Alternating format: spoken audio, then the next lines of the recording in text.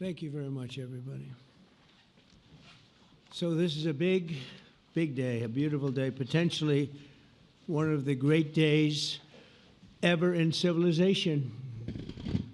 Things that have been going on for hundreds of years and thousands of years. We're going to, at least we're at a minimum very, very close, and I think we're beyond very close. And I want to thank Bibi for really getting in there and doing a job. We've worked well together, as we have with many other countries, both of us, with many other countries, which is the only way this whole situation gets solved. And I'm not just talking about Gaza. Gaza is one thing, but we're talking about much beyond Gaza. The whole deal, everything getting solved. It's called peace in the Middle East. So today is a historic day for peace, and Prime Minister Netanyahu and I have just concluded an important meeting on many vital issues, including Iran, trade, the expansion of the Abraham Accords, and most importantly, we discussed how to end the war in Gaza, but it's just a part of the bigger picture, which is peace in the Middle East, and let's call it eternal peace in the Middle East. So this is far more than anybody expected, but the level of support that I've had from the nations in the Middle East and surrounding Israel and neighbors of Israel has been incredible, incredible. Every single one of them. This afternoon, after extensive consultation with our friends and partners throughout the region, I'm formally releasing our principles for peace, which people have really liked, I must say. And these are done not just routinely done, these are done with total consideration and working with the nations that we're talking about. All of these nations have made contributions to those suggestions. I want to thank the leaders of many Arab and Muslim nations for their tremendous support in developing the proposal, along with many of our allies in Europe. Europe has been very much involved, and as I was called by many of the European leaders, most of them saying, is this true? Are you really doing peace in the Middle East? This is the most incredible thing we've heard. Some think it's the biggest thing they've ever heard. They called just to find out, was it just a rumor or is it actually done? And then they said, have you spoken to the Arab leaders? Have you spoken to all of the other leaders that we have to get? A lot of people involved in this one. I also want to thank Prime Minister Netanyahu for agreeing to the plan and for trusting that if we work together, we can bring an end to the death and destruction that we've seen for so many years, decades, even centuries, and begin a new chapter of security, peace, and prosperity for the entire region. And I want to just say that my meetings and dialogue that we had with so many countries, Saudi Arabia as an example, the king is a phenomenal person. The Emir of Qatar, he's incredible people. UAE, and that's MBZ and ABZ. We're totally involved. These are the people that we've been dealing with and who've been actually very much involved in this negotiation, giving us ideas, things they can live with, things they can't live with. Pretty complex. I mean, after 2,000, 3,000 years, whatever it is, I guess it's got to be a little complex, or it would have been done a long time ago. The King of Jordan was with us, as you know, in the United Nations. The President of Turkey, President Erdogan, is a friend of mine, a strong man, but a good man. President of Indonesia, somebody who's an amazing leader, Prabowo. He is an amazing leader and respected by everybody. He was in the room with us. We were together with most of these people that I'm mentioning. Others were by phone or the next day. The Prime Minister and the Field Marshal of Pakistan, they were with us right from the beginning. Incredible. In fact, they just put out a statement that they fully believe in this pact. It just came out just as I was walking around. They said, sir, you have a big notice from the Prime Minister of Pakistan and from the Field Marshal that they back this 100%. President El-Sisi of Egypt, who's terrific. And these are people I've gotten to know over the years. I mean, I would say it started around 2015 and then went into 2016 when the presidency officially began. But I've known him actually for a long time, and there are in many cases really great men. I can't say in all cases, but I will tell you in many cases they're great men and some great women too. They tend to be mostly men, however, I will say that. But if accepted by Hamas, this proposal calls for the release of all remaining hostages immediately, but in no case more than 72 hours. So the hostages are coming back, and I hate even saying this from the standpoint, doesn't sound right, but it is so important to the parents. The bodies of the young men, I believe in almost all cases, the young men are coming back immediately. I met with parents. The parents felt as strongly about getting the body of their dead boy back as they did as though the boy were alive and well. It's so important to them. And it means the immediate end to the war itself, not just Gaza. It's the war itself.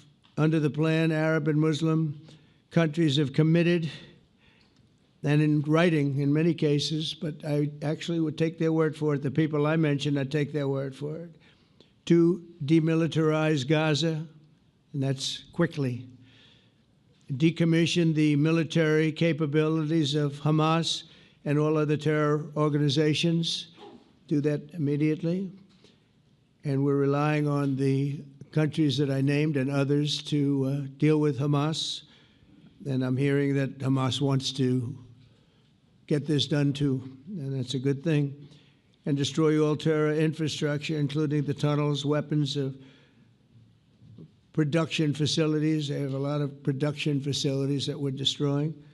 They'll also help train local police forces in the areas that we're discussing right now, in particular in and around Gaza, working with the new transitional authority in Gaza. All parties will agree on a timeline for Israeli forces to withdraw in phases. They'll be withdrawing in phases. No more shooting, hopefully. As progress is made toward achieving these goals, Arab and Muslim nations need to be allowed the chance to fulfill these commitments of dealing with Hamas. They have to deal with them because they were the one group that we have not dealt with. I haven't dealt with them. But the Arab countries are going to, and Muslim countries are going to be dealing with Hamas, and I believe they've already been there. I think they probably have an understanding, and they haven't maybe mentioned that, but I would imagine they do, otherwise they wouldn't have gone as far as they've gone. If they're unable to do so, then Israel would have the absolute right and actually our full backing, the U.S. full backing. Marco's here, and a lot of our leaders are here, our great Vice President, Susie Wiles, Steve Witkoff, Jared Kushner. They've been so involved in this process. I don't think anybody else could have done it or even come close, but it's we're right there. We're right there. First time in thousands of years, I think you can probably say, if you really look into it, if you study back, if you're a scholar, you would say thousands of years. Israel would have my full backing to finish the job of destroying the threat of Hamas. But I hope that we're going to have a deal for peace. And if Hamas rejects the deal, which is always possible, they're the only one left. Everyone else has accepted it. But I have a feeling that we're going to have a positive answer. But if not, as you know, Bibi, you'd have our full backing to do what you would have to do. Everyone understands that the ultimate result must be the elimination of any danger posed in the region, and that danger is caused by Hamas. The tyranny of terror has to end, and this is, again, something that we're looking for. This is eternity. This is for forever. To ensure the success of this effort, my plan calls for the creation of a new international oversight body, the Board of Peace, we call it, the Board of Peace, sort of a beautiful name, the Board of Peace, which will be headed, not at my request, believe me, I'm very busy, but we have to make sure this works. The leaders of the Arab world and Israel and everybody involved asked me to do this, so it would be headed by a gentleman known as President Donald J. Trump of the United States. That's what I want, is some extra work to do, but it's so important that I'm willing to do it, and we'll do it right, and we're going to put leaders from other countries on, and leaders that are very distinguished leaders, and we'll have a board, and one of the people that wants to be on the board is the UK former Prime Minister, Tony Blair, good man, very good man, and some others, and they'll be named over the next few days, and it'll be quite the board. Working, everybody wants to be on it now.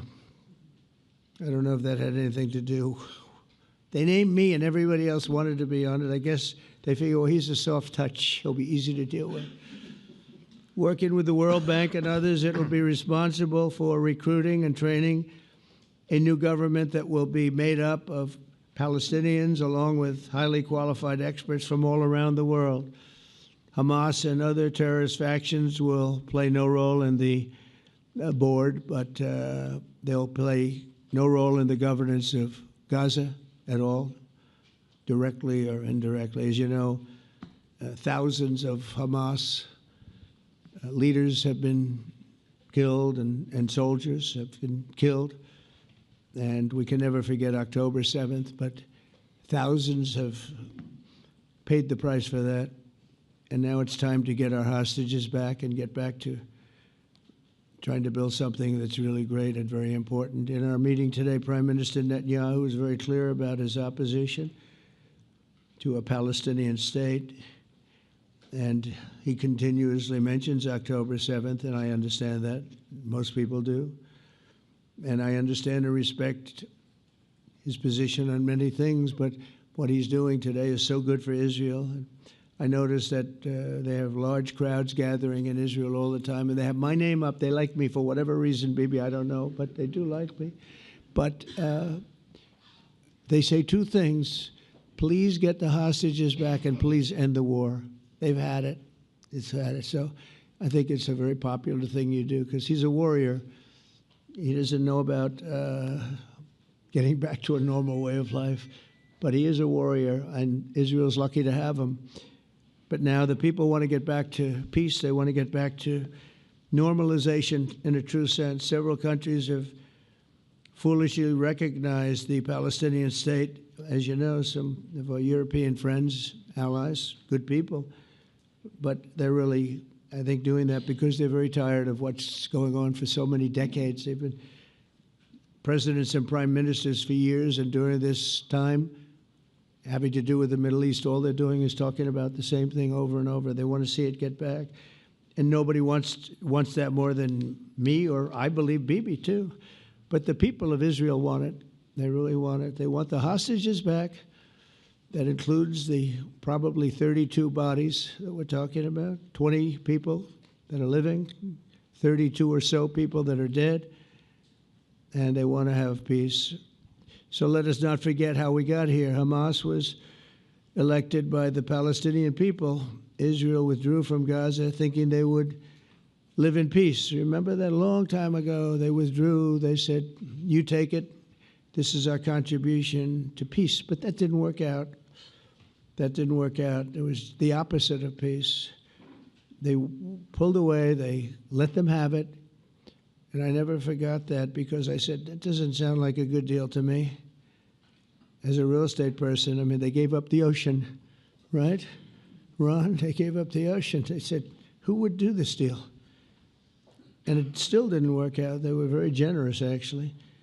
And they gave up the most magnificent piece of land in many ways in the Middle East. And they said, all we want to do now is have peace. And that request was not honored. Instead of building a better life for the Palestinians, Hamas diverted resources to build over 400 miles of tunnels and terror infrastructure, rocket production facilities and hid their military command posts and launch sites in hospitals, schools, and mosques. So if you went after them, you'd be after them, and you wouldn't even realize you ended up knocking out a hospital or a school or a mosque. A terrible thing, terrible, terrible way to have to fight. No fight is good, but that's a real bad one. So there are many Palestinians who wish to live in peace. Many. I've seen so many of them, and they have support. And I challenge the Palestinians to take responsibility for their destiny, because that's what we're giving them. We're giving them responsibility for their destiny, fully condemn and prohibit terrorism and earn their way to a brighter future. They don't want the life that they've had. They've had a rough life with Hamas. If the Palestinian Authority does not complete the reforms that I laid out in my vision for peace in 2020, they'll have only themselves to blame. We're giving them an amazing footprint, and they have amazing support from the leaders of the Arab world and the Muslim world, the great leaders. These are great leaders. These are unbelievable leaders that have built great countries and very wealthy countries. What the future holds for the Palestinians, no one really knows, but the plan that we put forward today is focused on ending the war immediately, getting all of our hostages back, getting everything back. Hard to believe when you even say it, and creating conditions for durable Israeli security and Palestinian success. Israeli security is going to be involved. We're going to help you. We'll be there with you in terms of helping with security. We want to make sure it works. We just want to make sure it works. There shouldn't be a shot fired. Now, there will be, I guess, because that's the way it seems to be, but there shouldn't have to be within a few days. There shouldn't have to be a shot fired. Maybe for eternity. Wouldn't that be nice? I hope it's true. I can tell you the leadership of that region feels that there's a good chance of it being true. So this will lead to this agreement that we're talking about will lead to a sustainable long-term peace. No president in history has been a greater friend of the state of Israel than I have, in addition to negotiating the Abraham Accords. I like to say it that way because the real people, that's what they call Abraham. I would say Abraham, but it's so much nicer when you say Abraham. So much more elegant. But the Abraham Accords are amazing. Jared, you did that along with your group of geniuses, and nobody thought that could be done. We have 4 countries, and Sleepy Joe Biden didn't do a thing. He didn't even know what the hell they were. He should have had them fold up. But I think this will also lead to packing them. And who knows, maybe even Iran can get in there. I hope, we hope we're going to be able to get along with Iran. I think they're going to be open to it. I really believe that. But they could be a member. I long ago said, I'll bet you at some point Iran will be a member of the Accords. And little did I realize it was going to take this turn. That was some turn we did with the B-2s. But I think they might very well be there because it's a great thing for them economically. I recognize the eternal capital of Israel.